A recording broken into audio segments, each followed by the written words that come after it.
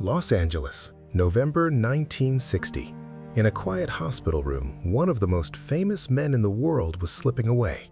No roaring crowds, no movie cameras, no glamorous studio lights, just a fading heartbeat and a legend nearing the end.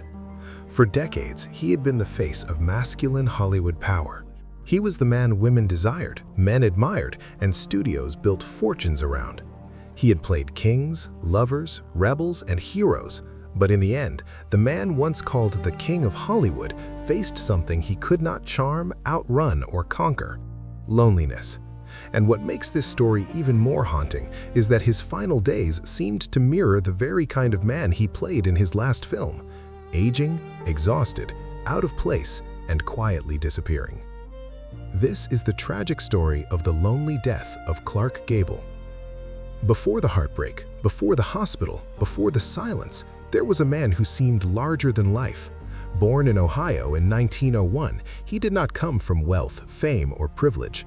Nothing about his early life suggested he would become one of the most recognizable stars in movie history. But by the 1930s, everything had changed. He rose through Hollywood with a raw, rugged presence that made him impossible to ignore. He wasn't polished in the way studios usually liked. He looked masculine, dangerous, self-assured, and audiences loved it. Soon, he wasn't just another actor. He became the image of Hollywood manhood. Then came the role that turned him into screen royalty: Rhett Butler and Gone with the Wind. After that, he wasn't just famous, he was untouchable. Studios worshipped him, fans obsessed over him, and the world believed he had everything: success, money, women, fame, power. But like many Golden Age legends, the image on screen hid a much darker truth, because behind the confidence, behind the grin, behind the swagger, was a man who would spend much of his life chasing something far more fragile than fame: real love, real peace, and something that felt like home. For all the women linked to his name, for all the headlines and romances, there was one love that changed him more than any role ever could: Carole Lombard. With her, the superstars seemed to become human. Their relationship felt different from the polished studio romances Hollywood sold to the public. It was playful, passionate, and by many accounts, deeply real. For perhaps the first time in his adult life, the king of the screen looked like a man who had actually found happiness.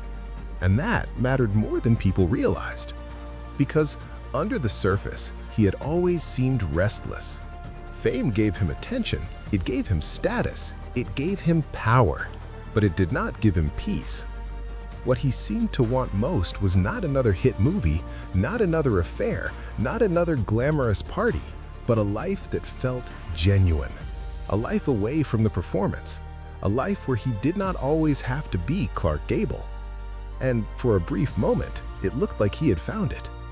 But Hollywood has a brutal habit of giving stars everything, right before taking away the one thing they actually needed. And then, tragedy struck. In 1942, Carole Lombard died in a plane crash, and according to those who watched him afterward, something in him never fully came back. The public still saw the same handsome icon, but behind the smile, the man people called the King may have already begun to disappear. And what happened next would slowly turn one of Hollywood's biggest stars into a lonely ghost of himself. After losing the great love of his life, he changed. Not all at once, not dramatically, but enough. He joined the military during World War II, and when he returned, something about him felt heavier, more distant, less alive. The films kept coming, the fame remained, the image survived. But the spark had dimmed. Hollywood was changing too. The industry that had once been built around towering stars like him was shifting. New faces were arriving. New styles of acting were taking over. A new era was replacing the old one, and suddenly, the man who had once defined the screen began to feel like a relic from another time. That may be one of the saddest parts of this story. He didn't just age. He became a symbol of an era that was dying. And by the end of the 1950s, even though he was still famous, a quiet sadness surrounded him. He was older. He smoked heavily. He drank. His body was no longer indestructible. Still, he kept working. Still, he kept performing. Still, he kept trying to prove he was still the same man the world remembered. Then came one final film, one final role, one final attempt to hold on to the myth. That film was The Misfits, and it would become one of the eeriest final chapters in Hollywood history. On screen, he played an aging cowboy in a modern world that no longer had a place for him. A tough man, but tired, strong, but fading, still proud, but somehow already left behind. It was acting, but it also felt like a prophecy. The production was grueling, the desert heat was brutal, the shoot was emotionally chaotic, and he insisted on doing physically demanding scenes himself, including the exhausting horse roping sequences. Sources later noted that the strain may have contributed to what happened next, and then, just after filming wrapped, his body gave out. What happened after The Misfits is what turns this from a Hollywood tragedy into one of the most heartbreaking endings of the Golden Age. Because when the cameras stopped rolling, so did the illusion that he was still invincible.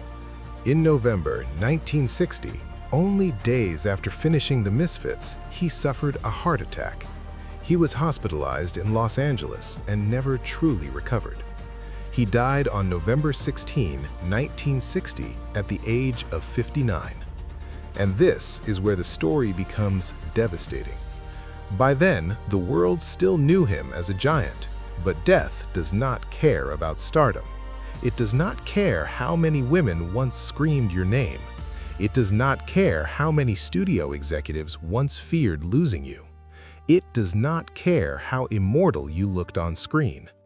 In the final chapter, there was no grand Hollywood ending, no dramatic comeback, no last triumphant role that restored everything he had lost.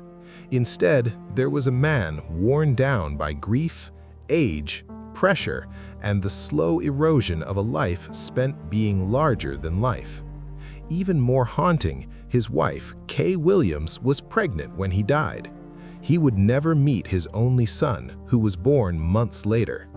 That detail alone changes everything, because suddenly the ending doesn't just feel tragic, it feels unfinished, as if life had one final chance to give him something lasting and took him away before he could hold it.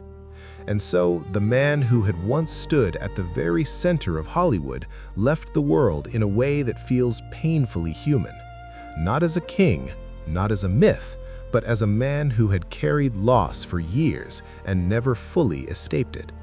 His final film would be released after his death, and in a strange, almost cruel way, The Misfits became the perfect goodbye, because it captured exactly what he had become, a symbol of something powerful, beautiful, fading, and impossible to bring back. That is why his death still lingers in Hollywood history, not just because he was famous, not just because he was handsome, not just because he was the king, but because his ending reminds us of something unsettling about old Hollywood. The people who looked the most untouchable were often the most fragile when the lights went out. And maybe that is the saddest truth of all.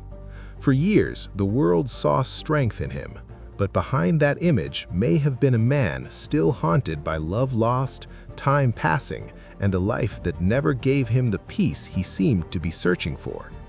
In the end, the applause faded, the cameras stopped, the legend remained, but the man was gone, and Hollywood would never quite feel the same again.